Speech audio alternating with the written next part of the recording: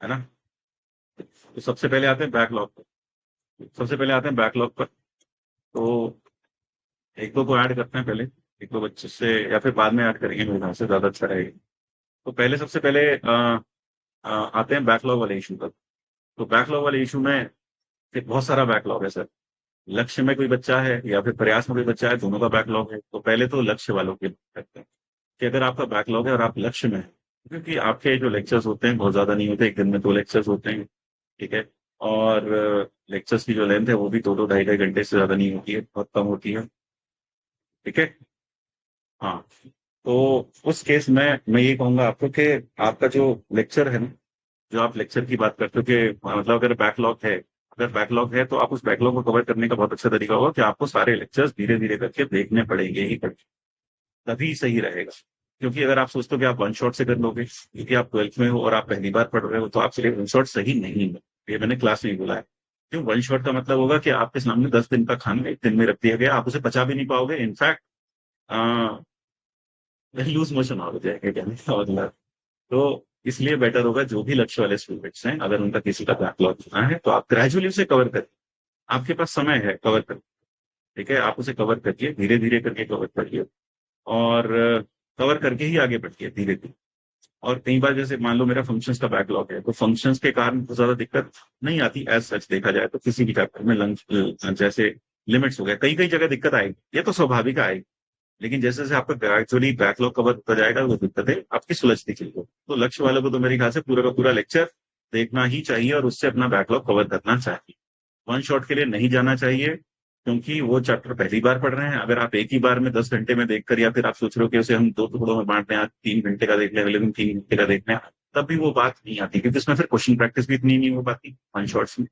तो the best way for you would be watching the whole episodes again, whole the lectures शुरू से देखो, और अपना बैकलॉग धीरे धीरे करके कवर और कर सकते हो तो तुम्हारे पास समय है। अगर आप समय निकालोगे तो समय मिलेगा। अब आपका वो रहेगा कि सर हम स्कूल भी जाते हैं, ये भी है, देखो यार, IIT I think is the first priority होनी चाहिए, स्कूल एक सेकंड प्रायोरिटी पर होना चाहिए। क्योंकि दोनों का कारण है। कारण क्या है कि जब आप सोचो आपके बोर्ड में अगर 90% भी आए, दैट वोंट बी एनीथिंग, उससे कुछ नहीं मिलने वाला, ठीक है ना। 90 आएंगे, 85 आएंगे, बात एक ही है। 80 आएंगे तब भी बात एक है, 95 आएंगे तब भी बात एक है, उससे कुछ नहीं मिलने वाला। अब वो जमाना गया जब हम दूसरों के सामने बोस्ट कर सकते थे, मेरे बोर्ड में 95% आए थे, मेरे एग्जाम पर 85% आए थे, वो सब अब जमाना चला गया, ठीक है।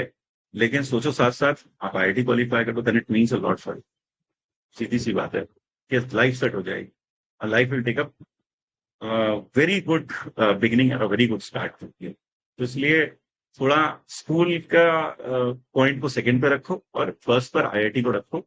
I think that would be. फिर आते हैं, बात करते हैं प्रयास के बच्चों की। अब प्रयास के किसी बच्चे का बैकलॉग, अब ऐसे बच्चों को हम दो श्रेणी में बांट सकते हैं जो प्रयास में। एक तो वो बच्चे जिनका 10 से 15 लेक्चर का बैकलॉग है, और एक वो बच्चे जिनका 40 लेक्चर का बैकलॉग है, 56 लेक्चर का बैकलॉग है, 50 लेक्चर का बैकलॉग है। तो 10 से 15 वाले बच्चे जिनका बैकलॉग है, भाई उन्हें तो वही स्ट्रेटेजी अपनानी चाहिए जो लक्ष्य वालों के लिए बताई, कि आपको अपना ग्रेजुअली धीरे धीरे करके अपना बैकलॉग कवर करना चाहिए लेक्चर्स पे थ्रू। समय लगेगा, लेकिन मैनेजेबल है, कर सकते हैं। लाइव क्लासेस जारी रहनी चाहिए, ठीक है। दोनों ही स्थिति में, चाहे लक्ष्य में हो चाहे प्रयास में हो, आपको लाइव क्लासेस नहीं छोड़नी है। जो प्रेजेंट चैप्टर चल रहा है वो नहीं छोड़ना है, क्योंकि उसके कारण क्या होगा, मान लो आपने आपने बैकलॉग कवर करने में लग गए, तो क्या होगा, नया नया बैकलॉग आप कवर करते क्रिएट करते रहोगे।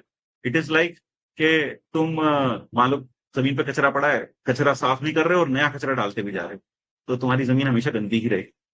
तो जमीन साफ कब होगी, जब आप नया कचरा तो डालने ना दो और पुराने कचरे को धीरे धीरे साफ करते रहो। तो इसलिए live classes definitely, live classes करनी है, वो चैप्टर पूरा करना है लाइव क्लासेस में धीरे धीरे। उसमें कुछ दिक्कतें आएंगी थोड़ी सी अगर वो पिछले चैप्टर से रिलेटेड है, लेकिन जैसे जैसे आप अपना बैकलॉग कवर करेंगे इतनी दिक्कत नहीं है धीरे।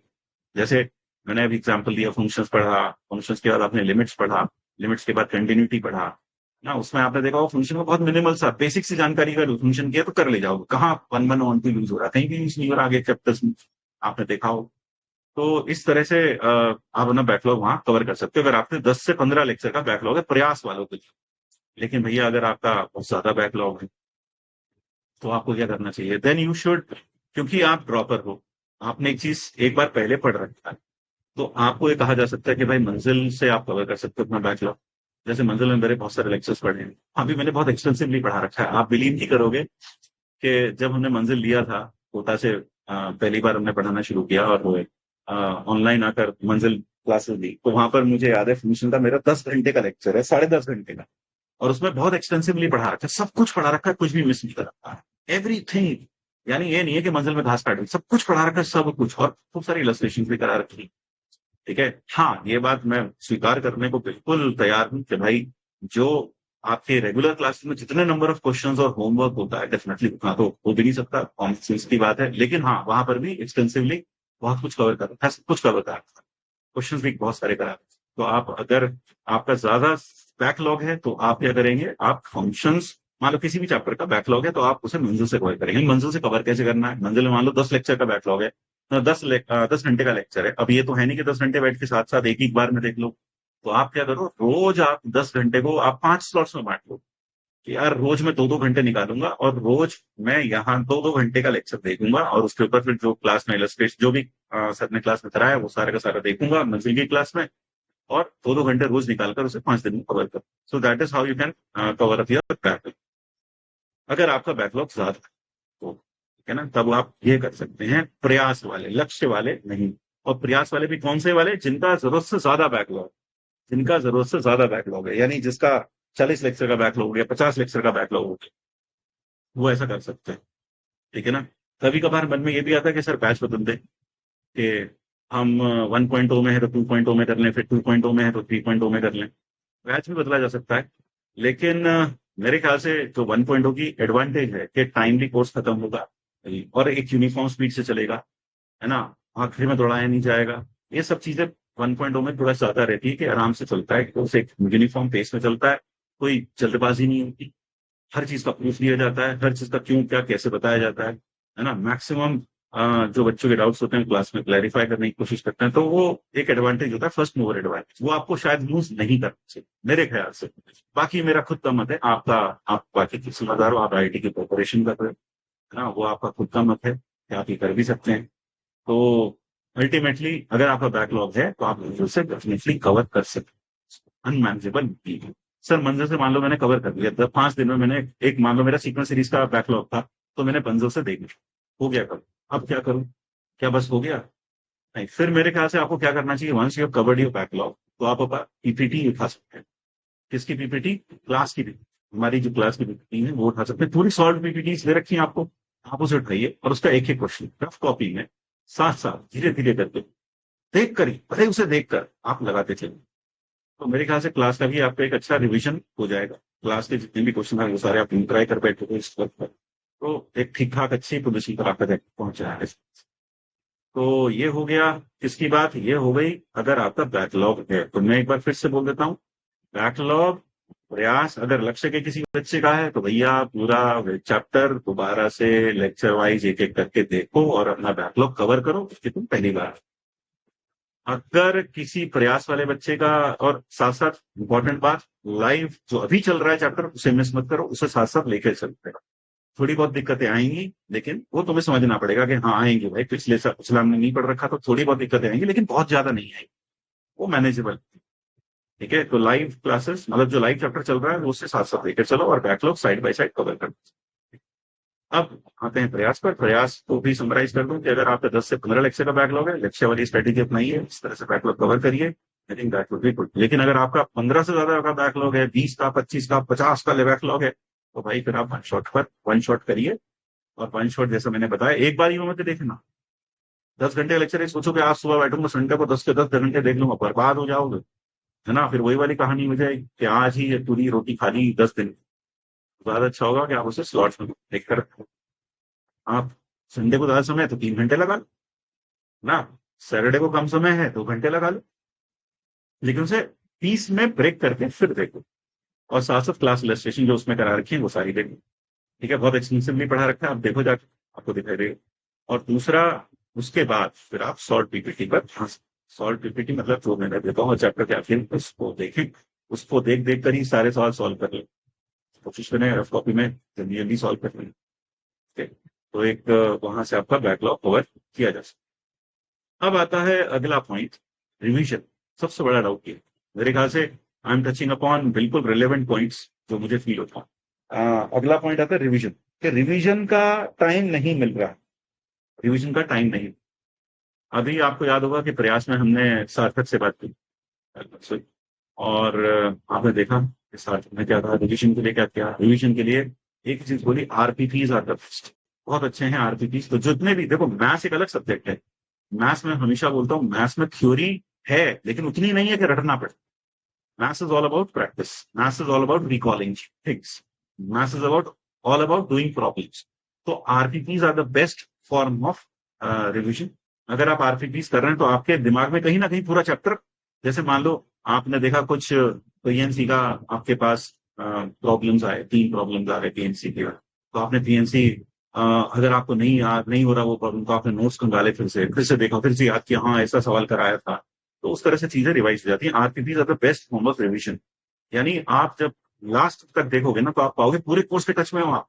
आपको जो पहले दिन पढ़ा था उसका सवाल भी आपने किया अभी कल परसों ही किया, आपको ऐसा दिखाई देगा। आपने जो उसके 4 महीने बाद किया था उसका सवाल भी आपने 10-15 दिन पहले किया। ऐसे बीच बीच में रिपीटिशन होता रहेगा, तो उस तरह से आपका रिविजन अच्छे से होता रहेगा। तो ये तो हो गया पूरे सिलेबस का revision. LP RPPs are the best, they are best for revision. ठीक है। अब अगर मान लो बहुत बच्चों की शिकायत क्या रहती है, सर जब हमने चैप्टर पढ़ा था जिस लेवल पर क्वेश्चंस बनते थे, सर उस लेवल पर अब नहीं बन रहे। है ना? ये रहता है डाउट। क्यों रहता है? क्योंकि उस लेवल पर जब हमने पढ़ा था चीजें हमें समझ में आई थी, हमने सारी चीजें सॉल्व की थी, क्लास इलस्ट्रेशन सॉल्व की थी। वो क्लास इलस्ट्रेशन का इफेक्ट था। वो क्लास इलस्ट्रेशन इतनी पावरफुल होती है कि आपने अगर क्लास इलस्ट्रेशन ढंग से कर ली तो उसके बाद फिर आपसे मैक्सिमम सवाल बनने लगते हैं। और वो उसी को वही चीज हम मिस करते हैं आगे चल, क्योंकि क्लास इलस्ट्रेशन एक बार कर ली थी, अब उसके बाद दोबारा समय नहीं मिलता। तो अगर आप चाह तो अगर आपको आरपीपीस क्या हो गए, आरपीपीस हो गए पूरा वो तो करने ही करने हैं, पूरा सिलेबस आपके दिमाग में बना रहे। लेकिन अगर आपको लग रहा है कि यार मेरा ये चैप्टर थोड़ा सा वीक है, आरपीपीस इसके मुझसे कम बन रहे हैं, है ना, या फिर मुझे इसकी स्पेशलाइज रिविजन करनी है, तो क्या करूं उसके लिए? उसके लिए बेस्ट तरीका होगा कि आप वो जो सॉल्व पीपीटीज दे रखे हो, उन सॉल्व पीपीटीज को लेकर बैठ। सॉल्व पीपीटीज, अनसॉल्व भी नहीं, मैं तो कहता हूँ सॉल्व को लेकर बैठो। ठीक, सॉल्व को लेकर बैठो और भी क्लास इलस्ट्रेशन को रफ कॉपी में साथ साथ देख देख के सॉल्व कर लो। जहां समझना है उसे थोड़ा कोशिश करो कि हर स्टेप समझ में आना चाहिए, इसके बाद ये क्यों हुआ, इसके बाद ये क्यों। खुद से सॉल्व करने की कोशिश करो, झांट को, हाँ सॉल्व पीपीटी से देख। ठीक है, इस तरह से करके आप पूरा का पूरा उस चैप्टर को वापस उसी लेवल पर लेकर आ सकते हैं। अगर आपको कोई चैप्टर वीक लग रहा है अकल, तब ऐसा करें। ठीक है। तो अगर आपको लग रहा है कि नहीं यार मुझे तो सीक्वेंस सीरीज थोड़ा सा वीक लगता है, मुझे सीक्वेंस सीरीज दोबारा से, सर मुझे पीएनसी में डर लगता है, पीएनसी मुझे उस लेवल पर नहीं है, तो बैठो, फिर बैठो सॉल्व पीपीटी लेकर बैठो, पूरा का पूरा सॉल्व करो दोबारा से, पूरा सॉल्व करो बैठ फिर। और सॉल्व कैसे करो? देख देख के सॉल्व करो। है ना, ऐसा नहीं कि बैठा है एक सवाल क्लास इलस्ट्रेशन को उठा लिया, बदला के पढ़े 25 मिनट, आधा घंटा नहीं।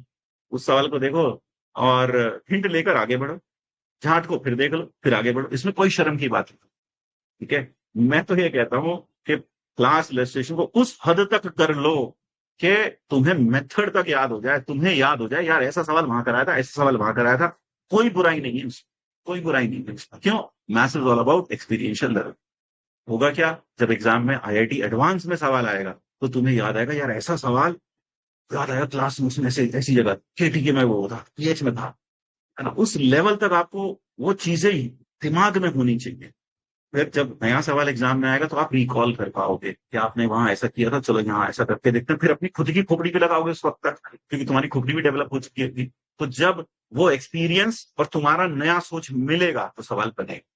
यही कारण होता है कि एडवांस में, जब इसीलिए हम बार बार कहते हैं क्लास इलस्ट्रेशन सबसे इंपॉर्टेंट।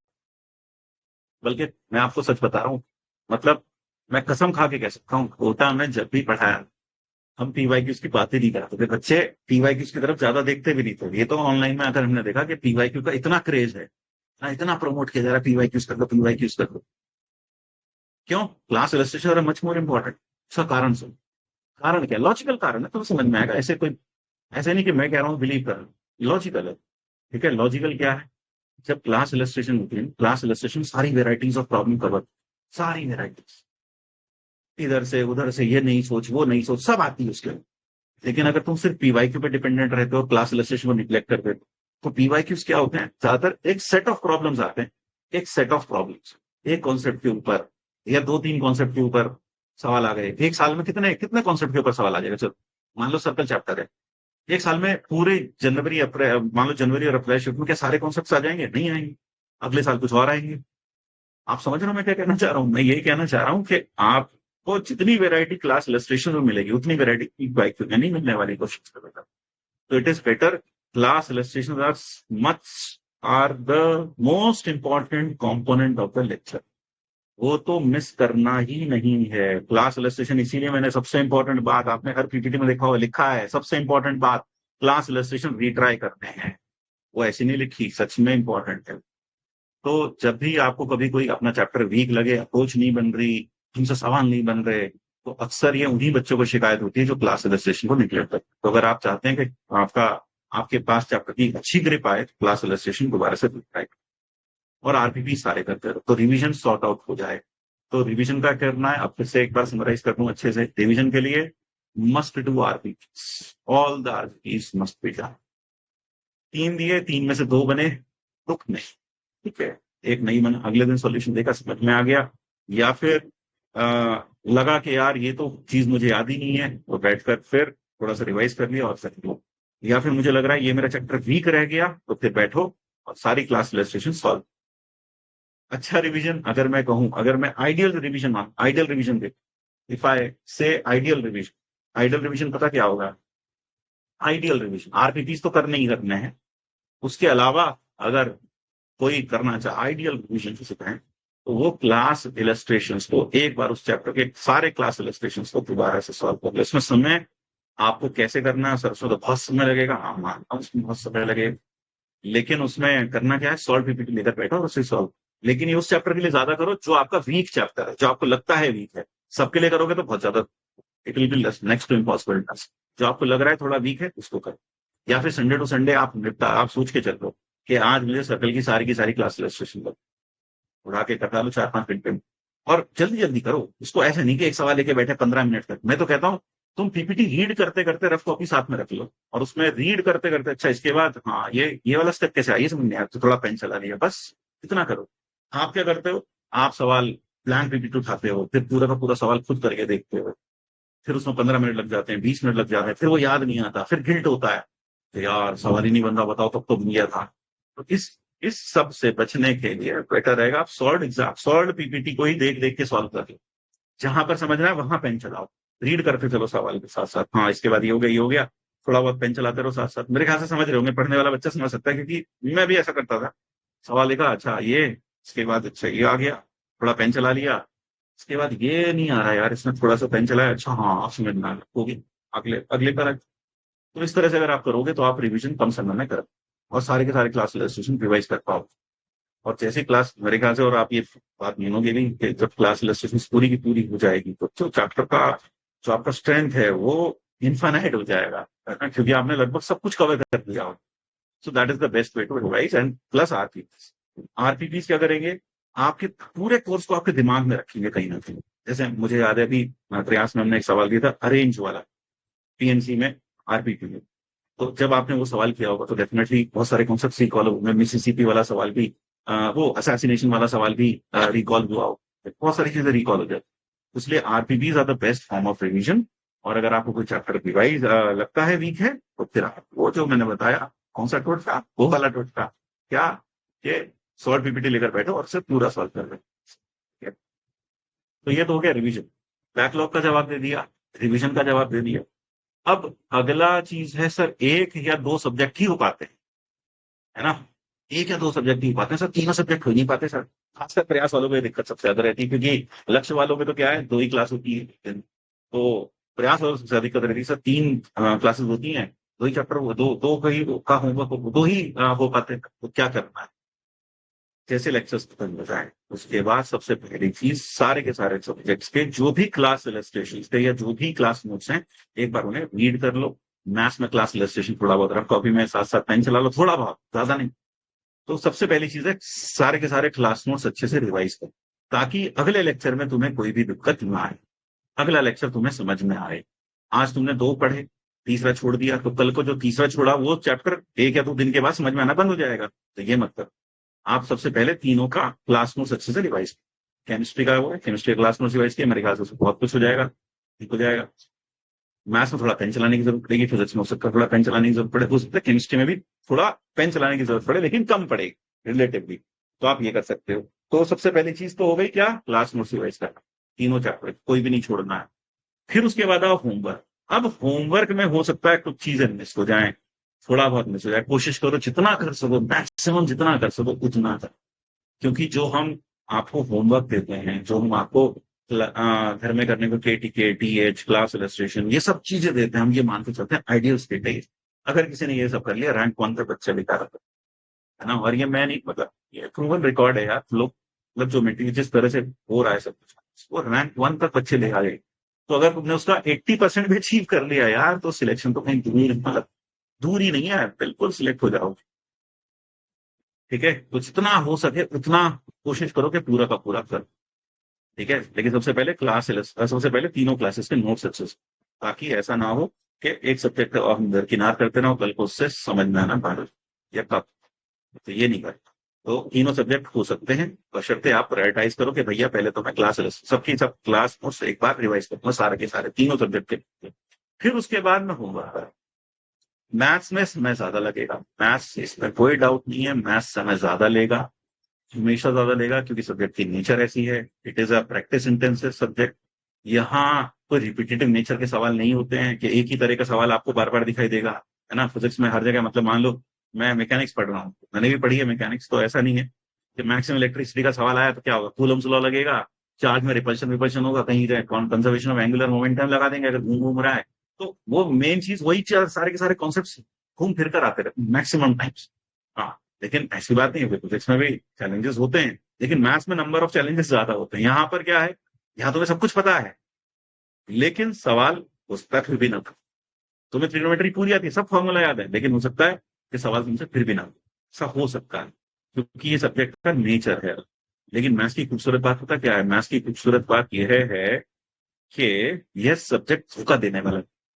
यानी अगर तुमने इसके ऊपर समय लगाया, तो ये वहां पर आपको वफादार सब्जेक्ट है, रटना कम पड़ता है। और अगर तुमने इसके साथ समय बिताया, तो ये तुम्हारे साथ वहां पर वफा करेगा, वहां पर भी तुमसे सवाल बनेंगे। और सबसे अच्छी बात, कम सवालों में बहुत तगड़ा परसेंटाइल तुम मैथ्स में लेगा।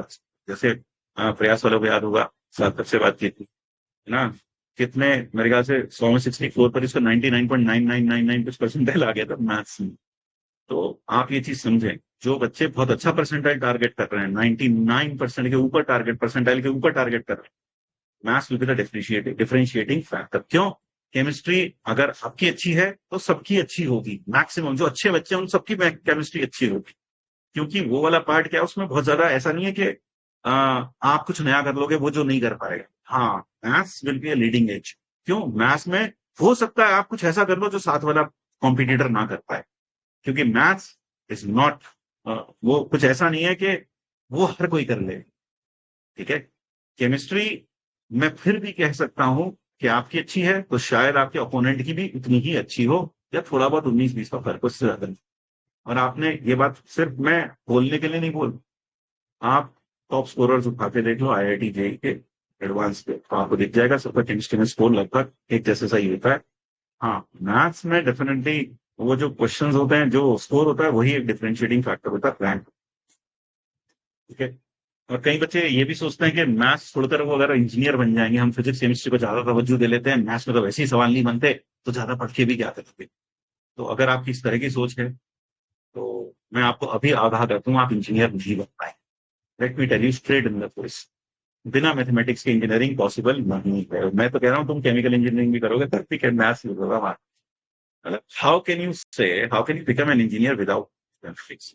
मैथमेटिक्स तो पढ़ना ही पड़ेगा, यहाँ नहीं पढ़ोगे तो वहां पढ़ना तो पड़ेगा, और यहाँ नहीं पढ़ोगे तो वहां जाओगे ही नहीं, तो पढ़ोगे। ठीक है, तो इसलिए maths is a must thing.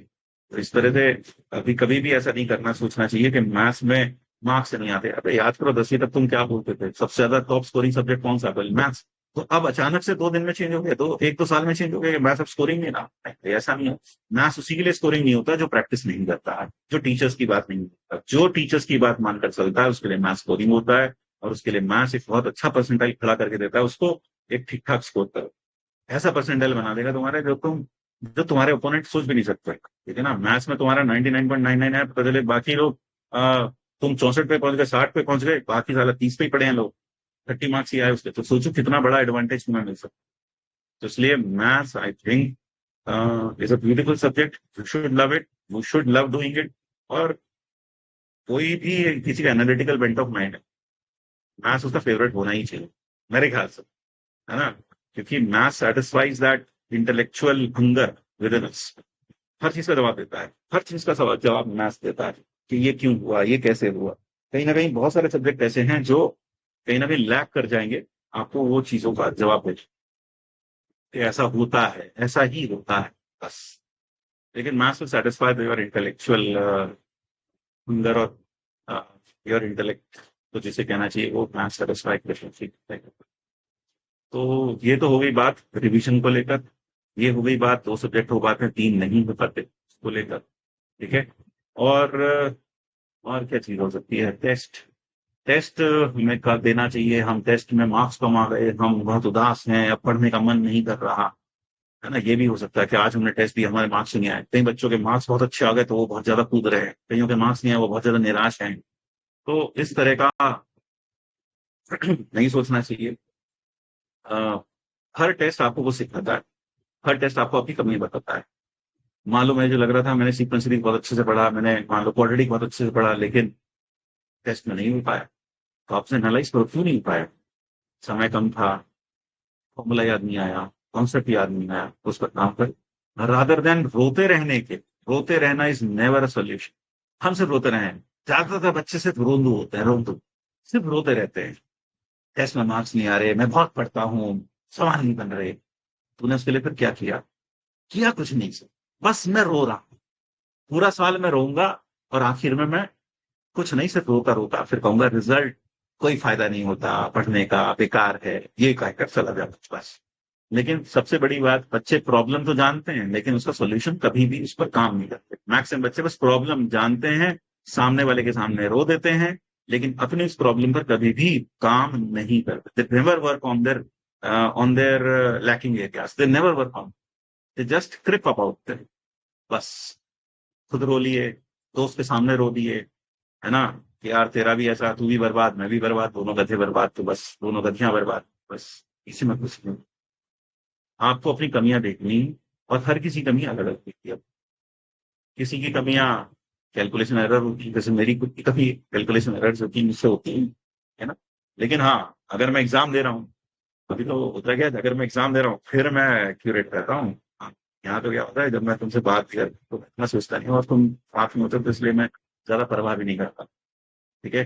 तो लेकिन अगर एग्जाम दे रहा हूँ तो भाई फिर मैं पूरा सोच के एक एक चीज, मुझे पता है कि मैं कहाँ गलती करता हूँ, मुझे पता होता है, इसी तरह तुम्हें भी पता होगा कि तुम कहाँ गलती करते हो, ठीक है ना। तो तुम उस वक्त सजग हो जाएगा कि यार मुझसे यहाँ गलतियां ज्यादा होती हैं, मैं यहाँ पर गलती कर देता, तो उस पॉइंट पर थोड़ा सजग हो जाएगा, जैसे कैलकुलेशन वगैरह से, ठीक है। तो ये हुआ टेस्ट को लेकर, अपनी कमियां देखो, उसको देखो, एनालाइज करो और आगे बढ़ो। वहां बैठकर रोते रहने से कुछ नहीं होगा, let me tell you. Paper बर्बाद हो गया, अब क्या करें, अब तो पढ़ने का मन ही नहीं कर रहा, फिर गाना लगा दे, अपना जिंदगी भर मुंगली की तरह बजता ही रहा हूं मैं, मेरा जीवन कोरा कागज, पढ़ने का कोई फायदा नहीं, अंदर से धिक्कार आ रहा है अपने ऊपर, मैं तो रात को 12 बजे तक पढ़ा था, फिर भी मार्क्स नहीं आए, कोई फायदा नहीं पढ़ाई करने का, छोड़ देता हूँ, ये वो।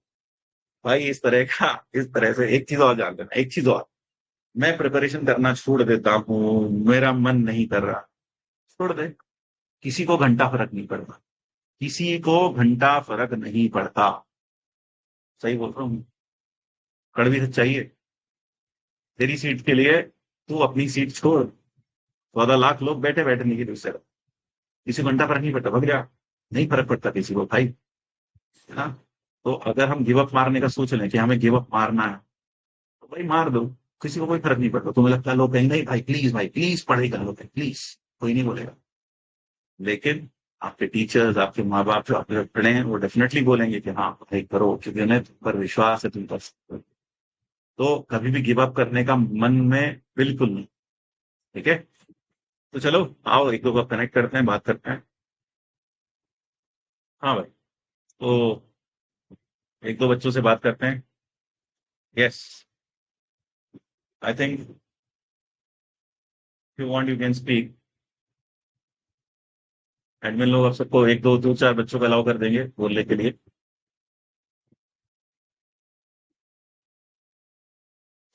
हाँ भाई, आवाज आ रही है?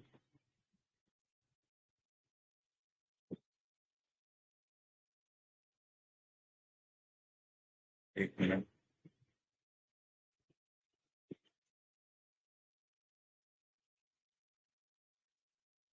कुछ बच्चों से बात कर पाएंगे। चलो 11 बजे से बात करना शुरू करेंगे, ठीक है। अभी थोड़ा सा समय बचा है, 10 मिनट। 10 मिनट में और थोड़ी सी बात आपसे कर लेता हूँ अपने मन की, और जो मुझे लगता है, ठीक है, हेलो। अपने एक्सपीरियंस के जो आप इशूज आ सकते हैं ऑनलाइन में। अक्सर यह भी होता है कि हम बहुत आइसोलेट फील करते हैं, हम अकेले होते हैं, किसी से बात नहीं कर पाते ज्यादा। हमारा, जब मैं भी तैयारी कर रहा हूँ, मेरे साथ भी होता है। मैं तो अपने बारे में बताऊं, जब मैं तैयारी कर रहा था, तैयारी तो क्या, मैं तो आपको हमेशा वो बताया क्लास में कि मैं पता भी था पढ़ता नहीं। तो लास्ट के कुछ महीने, मैंने 2 या 3 महीने अपने लिए बचा लिए थे, जब मैंने बिल्कुल बंद कर दिया। और उस वक्त मैं सिर्फ अपने लिए समय निकाला, अपने पढ़ाई के लिए समय। और मेरी दिनचर्या मैंने बहुत बार क्लास में शायद बताई, शायद नहीं बताई। मैं खुद ही पढ़ता था, कोई कोचिंग वोचिंग मेरे पास नहीं है। ऐसे थे ना, जाना था ना इतना समय। तो मैं खुद ही सेल्फ स्टडी करता था। तो 11 बजे उठता था सोकर, और 11 बजे से थोड़ा सो के उठा, फिर 12 1 बजे अपनी बैठा, फिर 2 3 बजे तक पढ़ा, और फिर उसके बाद फील्ड आया। फिर 10 15 मिनट गप्पे वप्पे मार लिए घर में लोगों के साथ। फिर वापस 3 साढ़े 3 बजे फिर वापस पढ़ने बैठा, फिर रात को शाम तक 6 7 बजे तक फिर पढ़ा। फिर थोड़ा बहुत टहल वहल लिया, 15 20 मिनट इधर उधर, बात बात कर ली सबसे, चाय वाय पी ली। फिर वापस पढ़ने बैठ गया, फिर 9:30 बजे फिर पढ़, 9:30 तक फिर पढ़ा। फिर 9:30 के बाद खाना वाना खाया, फिर चलो सब घर में पढ़ते वक्त मारे। 11 बजे फिर पढ़ने बैठे, फिर अगले दिन सुबह 5 बजे तक, 4 बजे तक, 3 बजे तक, जितना हो सके उतना। लेकिन हाँ, 3 बजे से ऊपर ऊपर ही, and then again go to sleep and then repeat. A repeat किया चार, चार, and that is the outcome that I got. उस समय तैयारी करते वक्त मेरे भी मन में बहुत सारे डर रहते थे, पता नहीं सिलेक्ट हो जाऊंगा, कुछ अच्छे कुछ अच्छे, मैं सिलेक्ट हुआ था कि, लेकिन हमेशा दिल में एक आग लगी रहती थी कि जान, यहाँ से तो जाना, और आईआईटी तो जाना, यहाँ पक्का नहीं, ऐसे जाना ही था। हाँ मतलब कई बार रात में पढ़ते पढ़ते होता क्या था, बहुत लेट हो जाते थे पढ़ते पढ़ते। तो मेरे घर वाले मम्मी भी कहते थे सो जाओ, बहुत देर हो गई, सुबह पढ़ लो। लेकिन पढ़ते रहो। यूपी में थे, लाइट नहीं आती। उस वक्त इन्वर्टर भी चार्ज करते तक के लिए लाइट नहीं आई। तो उस वक्त ये लगता था कि क्या, घर वाले कहते थे रहने दो, रहने दो, क्या करोगे, सो जाओ, सुबह पढ़ लो। लेकिन फिर भी पढ़ते, घर में भी पढ़ते थे, मच्छर भी काट रहे हैं, कीड़े घूम रहे हैं, फिर भी पढ़ रहे। तो वो सब मेहनत आज लगता है पीछे मुड़ के देखते तो वर्थ इट। इसी तरह से जिंदगी में आप जो आज मेहनत कर रहे हैं ना, अभी आपको लग रहा है मुश्किल लग रही है, लेकिन जब आगे चलते जिंदगी में पीछे मुड़ के देखोगे तो बोलोगे यार वो मेहनत वर्थ इट। तो बस मैं यही कहूंगा बेटा, आप जो मेहनत कर रहे हो वो वर्थ इट है। It will never go waste. आप पढ़ाई करो, लग के पढ़ाई, कोई दिक्कत नहीं है, आप पढ़ाई करो। ये कभी भी वेस्ट नहीं है। सिलेक्शन होगा या नहीं होगा वो बात की बात है, लेकिन एक चीज याद रखना, ये मेहनत कभी भी बेकार नहीं जाएगी, और उसकी गारंटी फिजिक्स देता है, law of conservation of energy. जो तुम एनर्जी लगा रहे हो, ये energy, it will never be created nor be destroyed, it will be transform from one form to another form. ये लौट कर वापस आएगी जिंदगी। तो इसलिए अपनी मेहनत पर विश्वास रखो, है ना। खूब मेहनत करो, और जिंदगी में आगे चलकर जब पीछे मुड़ के देखोगे तो तुम कभी कभी भी रिग्रेट नहीं होगा मेहनत का। लेट मी टेल यू, ये मेहनत कभी बेकार नहीं जाएगी, नेवर फील। फिर मैं अभी विदा लूंगा। मैं जानता हूँ आप में से कहीं को निराशा हाथ लगी हुई, कहीं को लग रहा होगा हमें सबसे बात करनी थी। मैं जानता हूँ आप भी मुझसे बहुत प्यार करते हो, और मैं भी आपसे प्यार करता हूँ, इस बात का विश्वास करो। वहां मैं जब खड़ा रहता हूँ, इतना मेहनत करता हूँ, वो सिर्फ आपके लिए करता हूँ, जस्ट फॉर यू। और किसी को नहीं, तेरे लिए करता हूँ, तेरे लिए। ठीक है, भले ही मैं आज तुझसे बात नहीं कर पा रहा, लेकिन विक्ट्री सेलिब्रेशन में मिलेंगे, बात भी करेंगे, गले भी मिलेंगे, और तेरी खुशियों में शामिल भी होंगे। ठीक है, इसलिए बुरा मत सोचना, बुरा मत मानना कि मैं आपसे बात नहीं कर पाया, निराश मत होना। हाँ। मैं तुम्हारे लिए ही सब कर रहा हूँ, तुम मुझसे प्यार करते हो, मैं तुमसे प्यार करता हूँ, और हम इसीलिए इस छोटे से बंधन से बंधे हुए हैं, मेहनत कर रहे हैं आपके लिए। और शायद कहीं ना कहीं अगर आपको अपने ऊपर विश्वास नहीं है, लेकिन मुझे आपके ऊपर पूरा आपका विश्वास है कि आप डेफिनेटली जो ये एग्जाम है, वर्ल्ड का toughest exam, second toughest exam जो है, इसे क्रैक जरूर करो। Together we will. और ध्यान रखना, मैं आखिर तक तुम्हारे साथ बना रहूंगा। कोई तुम्हारे तुम पर विश्वास करे या ना करे, तुम्हारा कोई अपना तुम पर विश्वास करे या ना करे, लेकिन मैं तुम पर विश्वास करता हूँ, तुम्हारी काबिलियत पर विश्वास करता हूँ। And I know you can. बहुत सारी कमियां होने के बाद भी मैं जानता हूं तुम कर ले जाओगे, कर लोगे। थोड़े समय के लिए हो सकता है तुम अपने पाथ से भटक जाओ, लेकिन जहां मैंने तुम्हें डांटा, जहां मैंने तुम्हें भला बुरा कहा थोड़ा सा भी, तुम डेफिनेटली अपने पाथ पर वापस आ जाओ। तो कभी कभी मैं आपको डांट भी देता हूँ, बुरा भी बोल देता हूँ, वो सिर्फ अपना समझ के ही बोलता है। क्योंकि अगर मैं किसी को ऐसा बोल रहा हूँ तो आप खुद समझिए आप किसको ऐसा बोल पाते हैं। जो आपका खुद का अपना होता है उसी को बोल पाते हैं। और तुम मेरे खुद के अपने हो, इसलिए मैं ऐसा कई बार तुम्हें डांट देता हूँ, बोल देता हूँ। जैसे अभी किसी बच्चे को डांटा मैंने, तो सिर्फ अपना समझ के डांटा यार। हाँ, नहीं तो दुनिया में किसी को किसी की नहीं पड़ी यार। ना तुमने देखा होगा सड़क किनारे ना जाने कितने लोग ऐसे पड़े रहते हैं, कोई देखता भी नहीं उनकी तरफ। किसी को किसी की नहीं पड़ी। हर आदमी सिर्फ अपने बारे में और अपने लोगों के बारे में सोचता है, अपने परिवार के बारे में सोचता है। तुम सब हमेशा से कहा है, लक्ष्य हो चाहे प्रयास हो, we are a family. We are a family. And इसीलिए हम फैमिली में एक दूसरे के लिए सोचते हैं, और इस पूरी फैमिली को लेकर हम आगे बढ़ते हैं। और सबका अच्छा हो, हर फैमिली के सदस्य का अच्छा हो, यही हमारी भगवान से कामना है, इच्छा है, जो भी कह लो, प्रेयर है। और जो उम्मीद है कि आपके सबको सबके सपनों को साकार करने में कहीं ना कहीं मेरा भी एक छोटा सा योगदान जरूर रहेगा। So that is it. शुभ रात्रि, गुड नाइट, जय श्री कृष्ण, राधे राधे।